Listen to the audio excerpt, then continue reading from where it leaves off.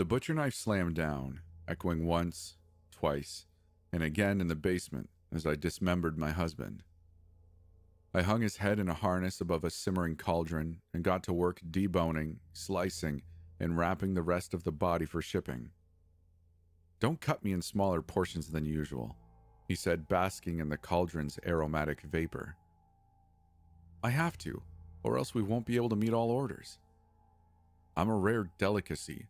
We want demand to be higher than supply. You're also addictive, and we don't want crazy customers hunting us down.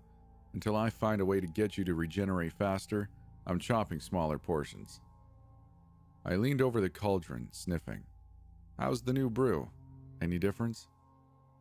"Yes, I can already feel my cells tingling." "Really? I hope this is it then, because I'm seriously running out of ways to boost growth without affecting taste." "I think you hit the jackpot. This'll definitely make our business more lucrative with no major effort." "Speak for yourself," I said, wiping the back of my hand across my forehead.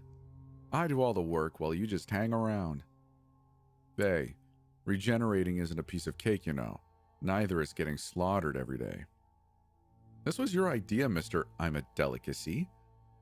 And a brilliant one, if I do say so myself." "I don't know. I'm beginning to feel it really isn't all that great." "The money we're making isn't all that great?"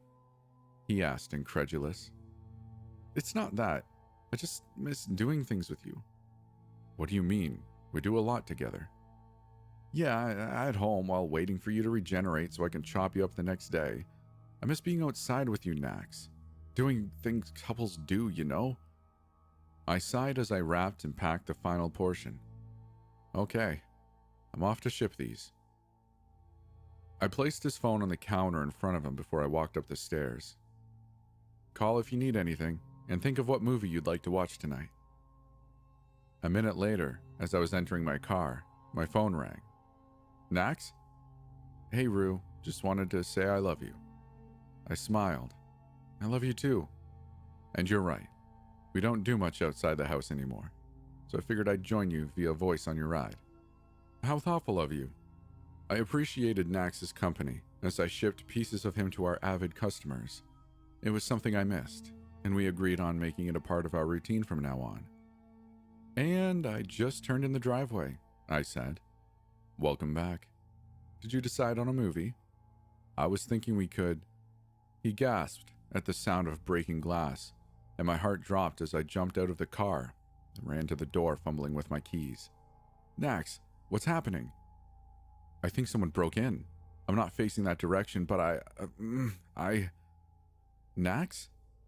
My pulse raced as I dashed down the basement steps, and I gasped when I saw a masked man unhooking Nax's terrified, gagged head from its harness. "Hey!" I yelled as I charged at him. He managed to yank Nax free and kicked over the cauldron, sending a wave of bubbling brew my way. With barely any time to react, I jumped on the counter, the toes of my shoes sizzling. The man bagged my muffled husband and ran towards the broken window to make his escape. Not giving up, I threw my pots and pans on the floor and leapt from one to another, sprinting after him after I passed the boiling puddle. After climbing out the window, I saw him enter a waiting van and race off, and I didn't hesitate to jump in my car, my pulse frantic as I imagined what they'd do to my defenseless husband. After weaving high speed through the streets, they managed to lose me, and they didn't even have a plate number I could trace. I grabbed my phone and stared at it in helpless frustration. I couldn't call the police. I couldn't call anyone. No one knew about our questionable business. I spent the next hour roaming every road, lot, and alley, my aching heart straining as my puffy eyes pleaded for a glimpse of that van. I told Nax we should stop before things got out of hand. The money was incredible, but our clients were becoming more and more demanding as they became more and more addicted. He was just too vain and proud to stop. And now he was going to die getting devoured right down to his skull, because no one was going to wait for him to regenerate naturally, and no one knew how to create the right brew to accelerate regeneration except for me. I had to stop for gas, and I whipped out my phone when it buzzed. my emotions clashing as I read the message from a private number. Tell me ingredients for brew. Nax must have told them how this all works. That meant they wouldn't eat him down to his skull. He was still alive, and we still had hope.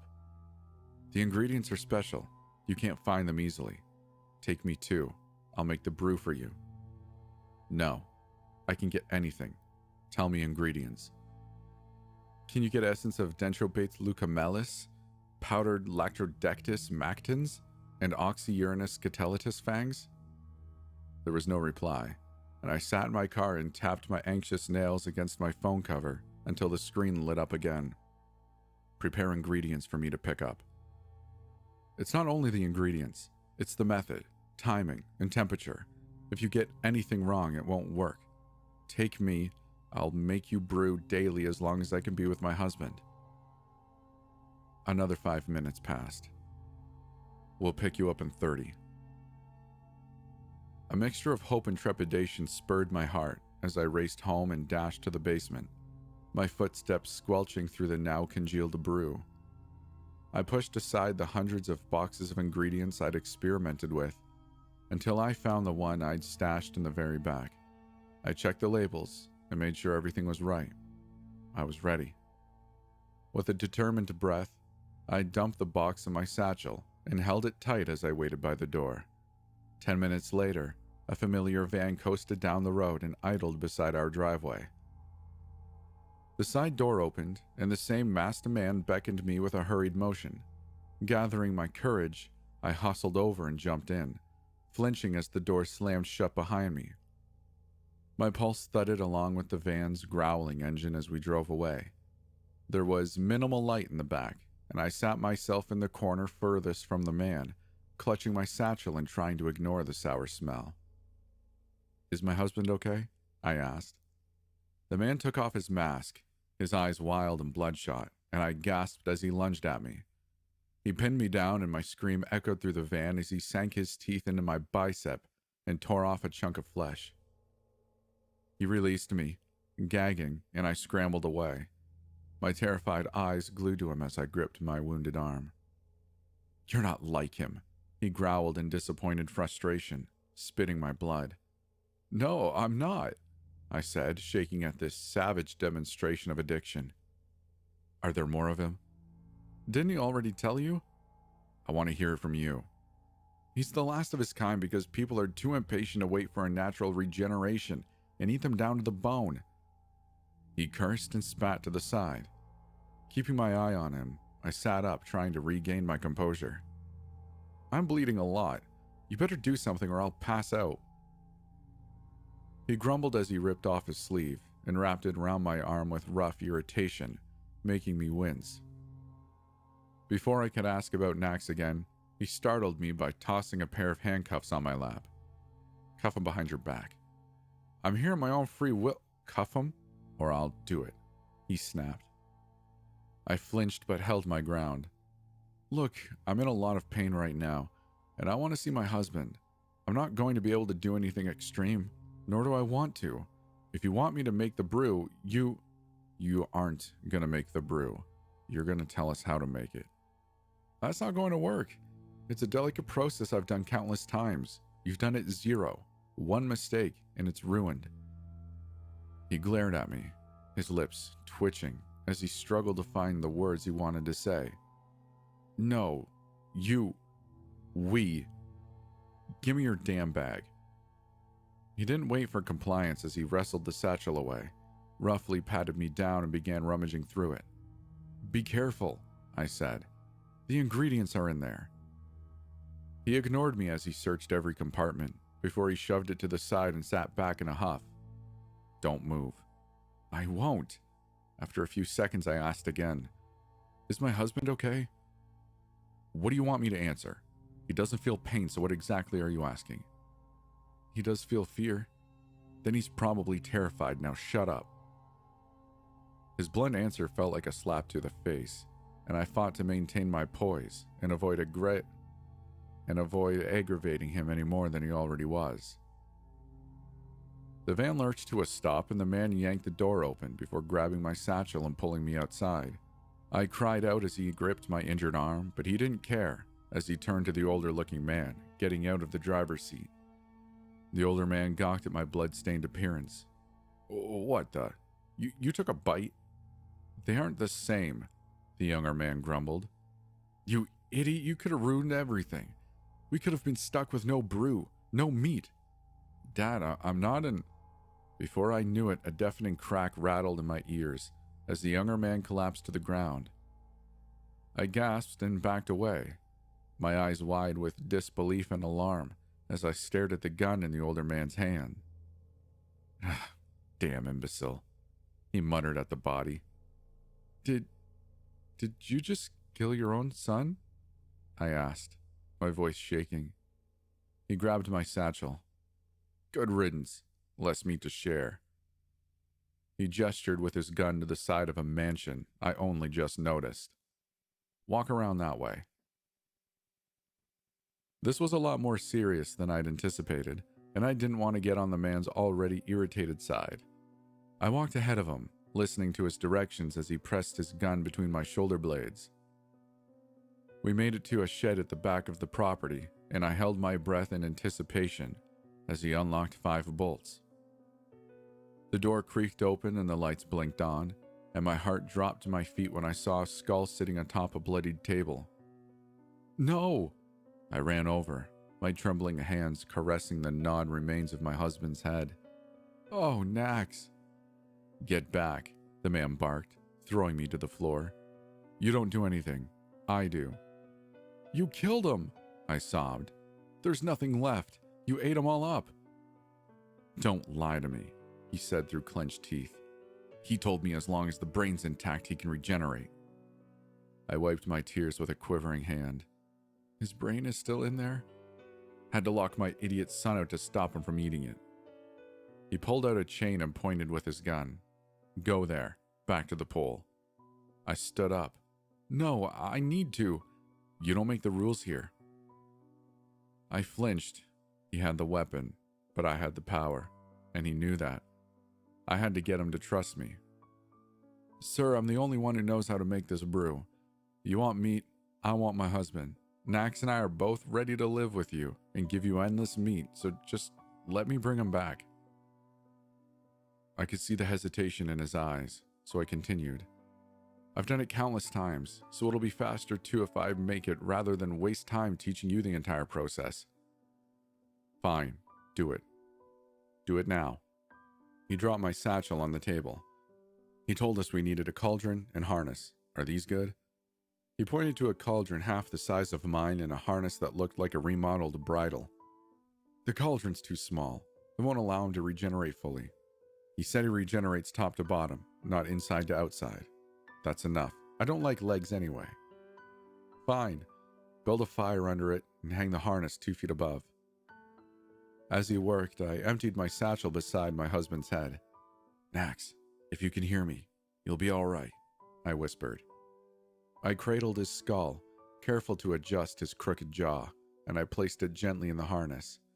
Then I got to work filling the cauldron and throwing in the special ingredients as per this brew's particular recipe. Is it done? The man asked, his wild eyes just like his son's, as his tongue flicked against his lips. Yes. You dunk him in now? No, it's the vapor that does the work. Good. He pointed with his gun. Go stand there, back against the pole. No, I cried out, falling to the ground as he pistol whipped me. Don't disobey me, he snarled. I'm not going to do anything, I said, backing away from him. Your work is done. You're not my guest. You're a slave. Go stand there or I'll keep you two apart. Not wanting to be separated from Nax, I acquiesced, shooting the man an uneasy look as he chained me to the pole opposite the cauldron. How soon until I can eat something? He asked. If you eat the first thing that grows, then that's the only thing you'll be eating because it'll always be the first thing growing. Wait until... I've waited long enough. Okay. His eyes will grow in about 15 minutes. You can eat those. For those 15 minutes, we stared at Nax in silence, the brew bubbling to the rhythm of my anxious heart. My fatigue and pain were starting to dominate, and I stifled a groan as I adjusted my uncomfortable stance. The man gasped when a glimmer could be seen within Nax's eye sockets, and he made a disgusting slurping sound as he walked closer. "Give him another minute," I said. "Screw you," he said as he reached in and scooped out the burgeoning eyes with a squelch. He popped them in his mouth with a moan, chewing loudly, and I grimaced at his revolting display. He licked his fingers and then began licking the skull itself, sucking upon the eye sockets, and I turned away in disgust. A minute later, I heard a wheeze, and I looked back to see him on the ground, his swollen lips purple as he clutched at his throat. Not 5 seconds later, his wild eyes were tamed, forever. I sighed in relief. With the immediate danger gone, I slid down to a sitting position, humming to distract myself from the pain as I waited for Nax to regenerate, my head nodding towards my chest. "Rue? Can you hear me? Please wake up." I opened my eyes to see Nax looking down at me with a worried expression as I lay on the shed's floor. "Nax!" I flung off the tarp covering me and sat up to hug him, but he shuffled away on his hands and stump of a torso. "Poisonous, remember?" he said, his half-smile failing to hide the trauma and guilt behind his eyes. "Are you okay?" "Yes, thanks to my brilliant partner." His smile disappeared. "You're hurt, though. You need to go to a hospital." "That's easily done, but are you really okay? You were eaten alive." He shuddered. "Yeah, I didn't like going through that again. Reminded me of the days before I met you. Glad they let me talk, or the buffoons would have picked my skull clean." I threw the tarp over him and slid over, hugging him tight. "I was so scared when I saw your skull on that table. I thought I'd lost you." He leaned his covered head on my shoulder. "Rue, after you strip me to the skull again so I can regenerate without poisoning you, I think we should retire." I released him and pulled the tarp down, my eyes wide with surprise. "Really?" "Yes. We've saved enough to last the rest of your life, so let's live it. Let's travel, go crazy, do things that couples do." He chuckled as I flung the tarp over him again and squeezed him tight. "I love you." "I love you too."